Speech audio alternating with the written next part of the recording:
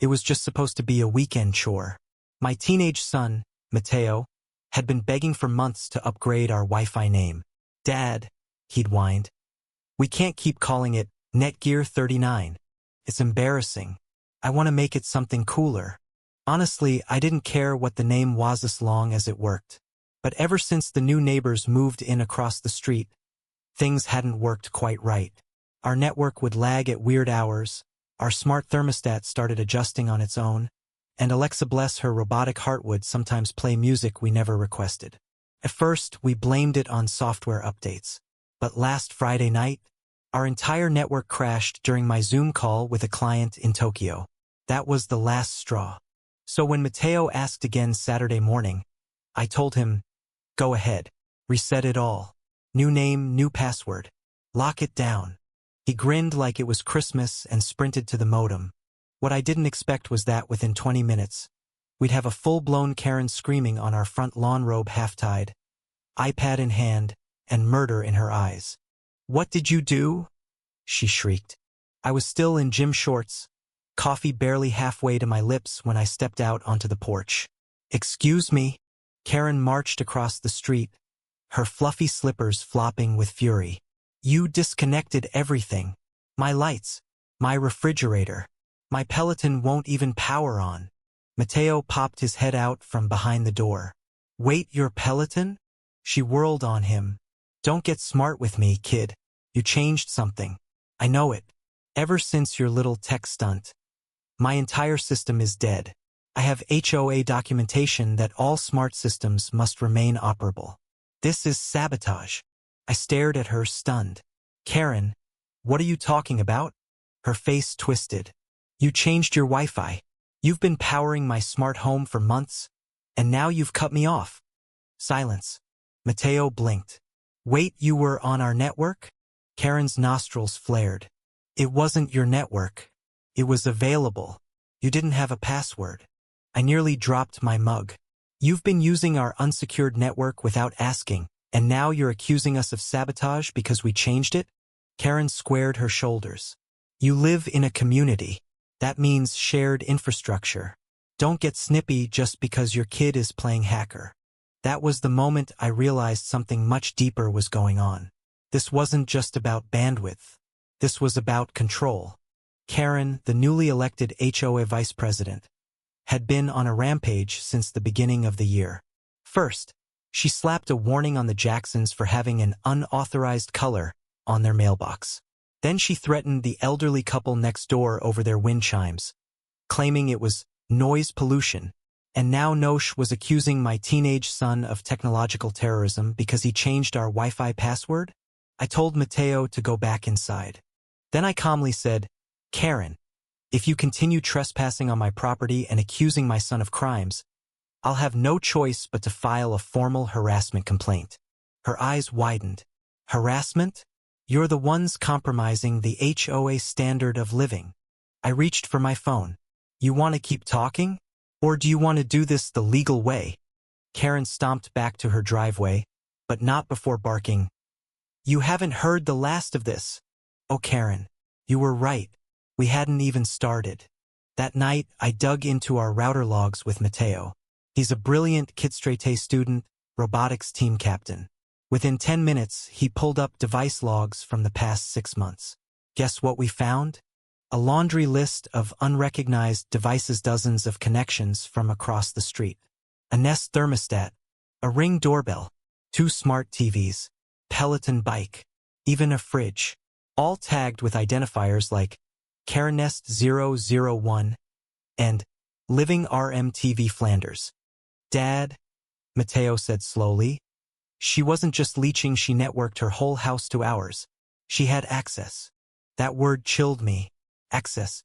She could have seen our printer files, our security cam feeds. She could have.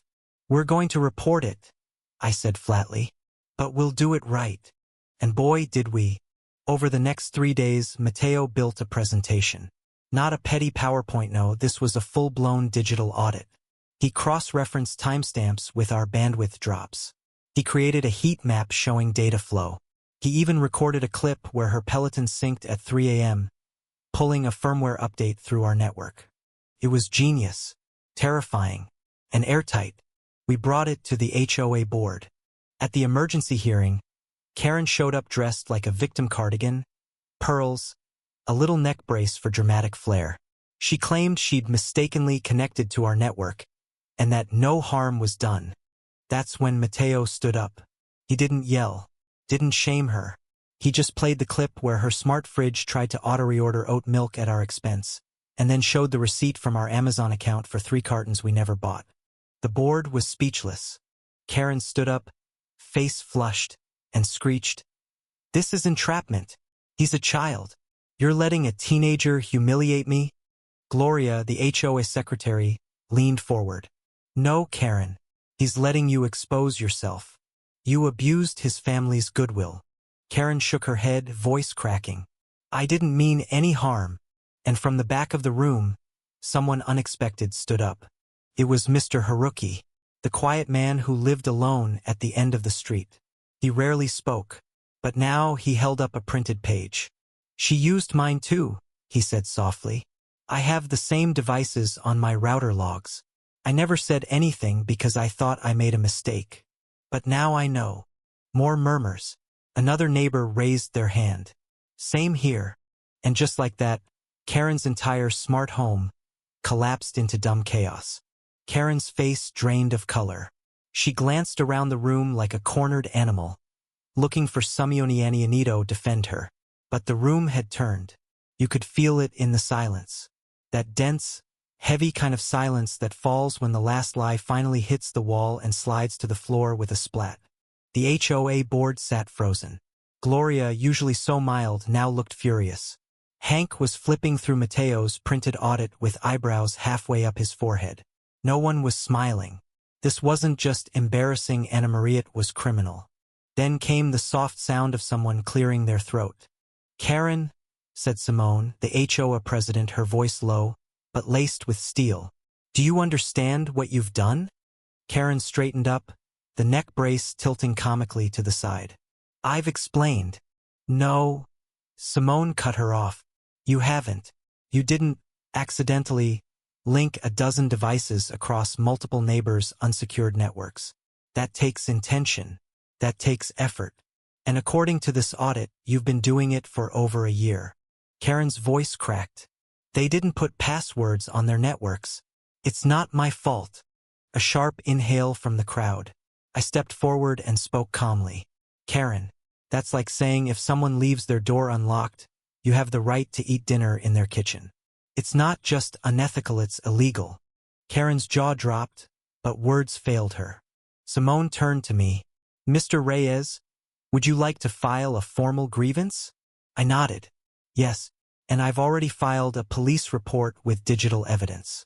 We'll let the law handle it. But I'm also requesting her immediate removal from the board and a ban from accessing any HOA records or communication channels going forward." Karen's arms flew up. "You can't do that." "We just did," Gloria said, motioning to Hank and Simone. "Vote." Simone raised her hand. "Aye." Hank followed. "Aye." Gloria's hand went up next. "Aye." 3 out of 5. That was enough. Karen looked around. Wait, this isn't fair. You're all just jealous I had a smart home before any of you." Someone from the back mumbled, "Not so smart anymore." A ripple of laughter followed. Bitter, tired, but undeniably true. Karen burst out crying, not the soft, remorseful kind.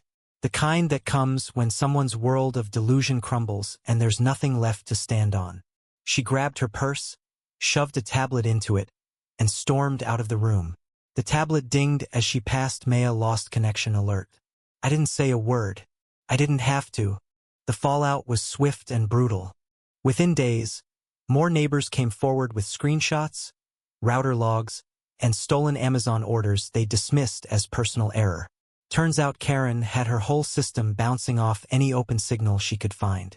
She'd used my son's security camera feed to figure out when our deliveries arrived, likely to time hers for porch theft avoidance. That was her cover anyway. What the police found later was worse. She had quietly installed a secondary backup battery in her home, which was technically illegal under our city's residential code unless registered. When they traced power usage through the inverter, they discovered she'd intentionally rigged her devices to avoid public utilities and instead scavenge from nearby routers like a parasite. I sat down with a detective the following week to provide Mateo's packet. The man shook his head halfway through. "This isn't just sketchy," he muttered. "This is calculated. Most people don't know how to do this unless they work in IT." "She didn't," I replied. "But she liked to pretend she knew everything." "Yeah. Well, she might have to pretend in court now." By the end of the month, Karen was charged with unauthorized access to computer networks and theft of services. Class C felonies in our state. The case made the local news, with the headline, "HOA official accused of high-tech theft in suburban scheme." She pled not guilty, of course, blamed misguided curiosity, and claimed she was testing the integrity of neighborhood signals for safety. The judge didn't buy it. The jury didn't either. She was sentenced to probation, 200 hours of community service, and banned from holding any administrative title in any neighborhood organization for 5 years. But the real punishment? She became the punchline of every Wi-Fi joke for the next decade. A week after the verdict, someone taped a sign to the HOA clubhouse wall, now accepting new Wi-Fi name suggestions. Karen's not invited. We ended up naming it FBI_surveillance_van_03 as a group. And Karen? She moved. Quietly. No for sale sign. Just a moving truck on a foggy morning. No goodbyes. But I didn't feel triumphant. I felt relieved. Not because we'd beaten her, but because the neighborhood had woken up. The quiet ones, the hesitant ones, the people like Mr. Haruki who always assumed it was their fault, they stood up. They spoke out. And they protected each other.